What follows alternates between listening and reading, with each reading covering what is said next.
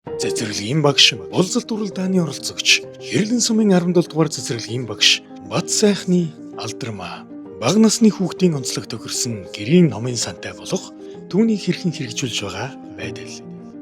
2023-аас 2024 оны хичээлийн жилийн зорилтын хүрээнд манай цэцэрлэг нь бага насны хүүхдийн насны онцлог тохирсон гэрийн номын сан аянг 2 жилдээ зохион байгуулж явуулж байгаа. Уг үйл ажиллагааг зохион байгуулснаар бага насны хүүхдийн сонирхлыг ойлгох, хүүхдэд зав чөлөө гаргах, мөн цагийг үр бүтээлдээ өнгөрүүлэх нь чухал гэдгийг эцэг эхчүүд маань ойлгож бидний энэ үйл ажиллагааг бол дэмжсээр ирсэн.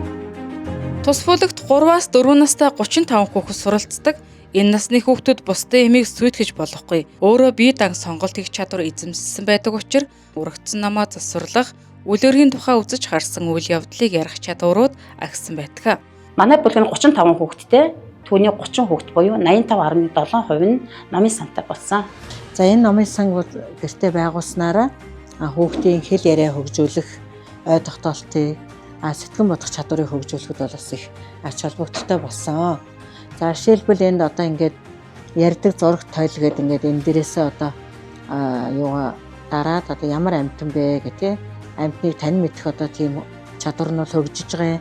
Мөн англи хэлний чадвар бас хөгжиж байгаа. Бас англиар энэ амьтдыг нэрлэж чаддаг болсон.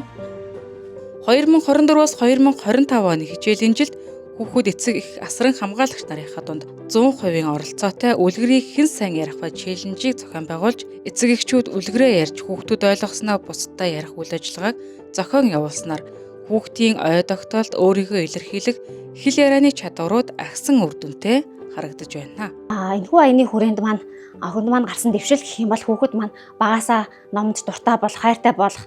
За тэгээд хэл ярианы талаасаа найзуудаасаа ангийнхаа хүүхдүүдээс илүү хэлд түргэн орох үгийг тоод чанга зөв хэлдэг болж чадсан. Мөн танин мэдгүн талаасаа гэх юм бол өнгийг зөв ялгаж сурсан, дүрсийг бас танин мэдэх чадвар нь илүү сайжирсан.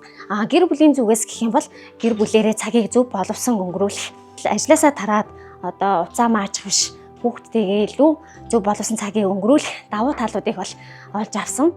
Тийм учраас энэ гэрийн номын сан бол их юм уу ач холбогдолтой хүүхдийн хөгжилд бол үр нөлөөтэй ажил болсон гэж бас үзэж байгаа. Хүүхэд алганы төлөө чин сэтгэлээсээ ажилдаг талархаж байна. Эцэг эхчүүдээ хүүхдтэй номын булан гаргаж цагийг гэр бүлээрээ зөв боловсон өнгөрүүлцгээгээрэй гэж уриалж байна.